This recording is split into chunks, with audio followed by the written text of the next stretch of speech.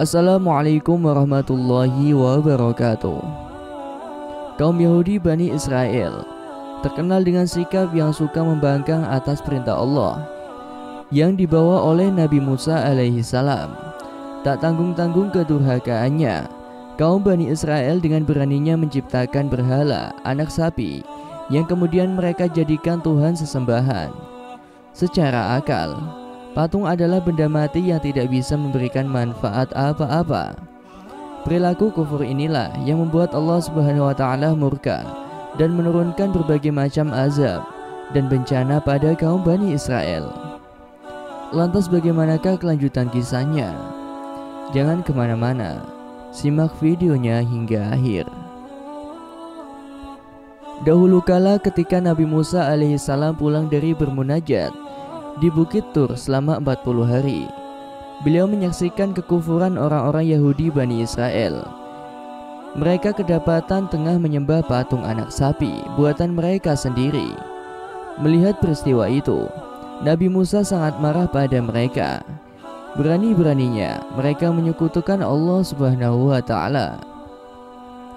Kemarahan Nabi Musa kian tidak terbendung.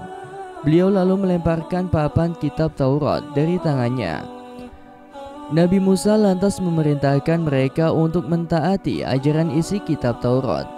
Namun dengan lantangnya, kaum Bani Israel menolaknya dan berkata, "Kami mendengar dan kami durhaka." Sulit sekali memang untuk meluruskan dan menyadarkan orang-orang pembangkang. Kemudian Nabi Musa alaihissalam memilih beberapa orang yang jumlahnya 70 orang. Orang-orang itu lalu dibawa Nabi Musa ke Gunung Tur. Disinilah Allah Subhanahu wa taala menunjukkan kebesarannya. Allah Subhanahu wa taala kemudian mengangkat Gunung Tur di atas kepala mereka. Namun mereka akhirnya menerima ajaran kitab Taurat dengan terpaksa. Begitu kerasnya hati kaum Bani Israel. Begitu besar kebesaran Allah yang ditunjukkan pada mereka. Namun dengan entengnya mereka berani menolak ajaran kitab itu dan hanya menerimanya dalam kondisi terpaksa.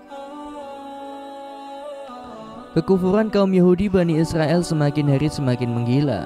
Mereka berani-beraninya menentang Allah Subhanahu wa taala. Mereka ingin sekali bukti akan keberadaan Allah Subhanahu wa taala. Suatu ketika, orang Yahudi Bani Israel meminta agar Allah diperlihatkan secara kasat mata. Mereka ingin melihat Allah secara jelas dan nyata. Padahal permintaan itu jelas tidak diperbolehkan, kecuali kelak di akhirat. Permintaan biadab orang-orang Yahudi Bani Israel lantas membuat Allah Subhanahu wa taala marah. Allah kemudian menurunkan bencana berupa petir halilintar. Halilintar itu lalu menyambar tubuh-tubuh kaum Bani Israel hingga akhirnya mereka semua tewas mengenaskan. Itulah balasan Allah untuk orang-orang kufur dan mengingkari kebesaran Allah Subhanahu wa taala. Ketika melihat kondisi kaumnya yang mati mengenaskan, Nabi Musa merasa tak tega melihat kaumnya mati memprihatinkan. Kemudian Nabi Musa alaihissalam berdoa pada Allah Subhanahu wa taala agar berkenan menghidupkan kembali kaumnya yang mati itu. Allah Subhanahu wa taala kemudian mengabulkan doa dan permohonan Nabi Musa itu. Setelah itu, hiduplah kembali orang-orang Bani Israel. Allah Subhanahu wa taala berfirman, "Kemudian kami membangkitkan kamu setelah kamu mati, agar kamu bersyukur." Begitu besar nikmat Allah yang diberikan pada kaum Bani Israel, agar supaya selalu bersyukur. Peristiwa ini juga menjadi mukjizat Nabi Musa alaihissalam untuk kesekian kalinya. Namun meskipun sudah diberi banyak sekali kenikmatan hidup, manusia Yahudi Bani Israel rupanya masih tetap membangkang dan menolak ajaran dan perintah Allah Subhanahu wa taala. Allah Subhanahu wa taala kemudian kembali menurunkan azab kebingungan pada mereka. Orang-orang Bani Israel itu lantas mengalami kebingungan selama kurun waktu 40 tahun.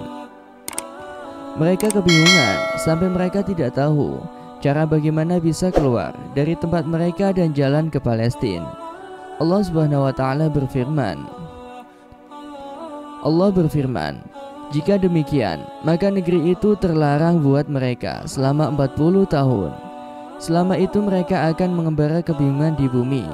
Maka janganlah engkau Musa bersedih hati memikirkan nasib orang-orang yang fasik itu. Waktu itu kaum Bani Israel terdiri dari 12 kabilah. Allah memberikan azab kebingungan pada mereka. Setelah penolakannya masuk Palestina, Nabi Musa rupanya memang sangat sedih terhadap nasib kaumnya itu. Nabi Musa lantas mengeluarkan mukjizatnya yang baru. Hanya dengan menggunakan tongkatnya, Nabi Musa lalu memukulkan tongkatnya itu ke batu, dan keluarlah 12 mata air. Mata air itu sebanyak jumlah kabilah Bani Israel yang tengah merasa kebingungan. Dengan air itu, kaum Bani Israel bisa menggunakan air itu untuk berbagai kebutuhan seperti minum dan mencuci. Di masa kebingungan itu, suatu waktu Nabi Musa bertemu dengan Nabi Khidir alaihissalam. Nabi Khidir adalah seorang nabi yang masih hidup hingga sekarang ini. Allah memberikan umur panjang pada Nabi Khidir karena dahulu pernah meminum air kehidupan.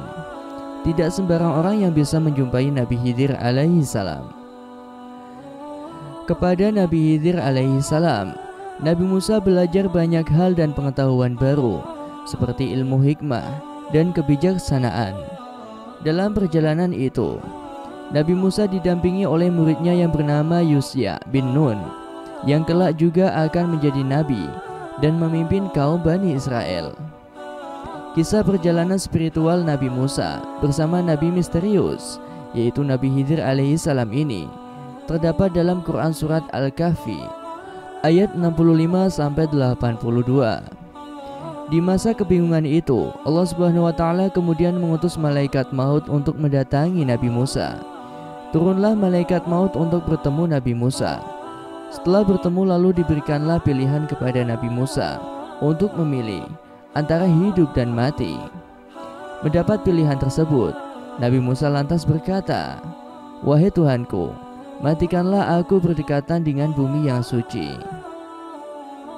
Allah Subhanahu wa Ta'ala lantas mengabulkan permintaan Nabi Musa. Malaikat maut lantas mencabut ruh Nabi Musa yang jaraknya sangat dekat dengan Baitul Maqdis di Palestina, yaitu jaraknya hanya 1 lemparan batu dari Baitul Maqdis. Subhanallah. Itulah kisah pembangkangan kaum Yahudi Bani Israel. Kisah ini tentu memberikan kita pesan bahwa orang-orang yang kufur atas nikmat dan kebesaran Allah, maka mereka akan mendapatkan balasan yang pedih dari Allah Subhanahu wa Ta'ala.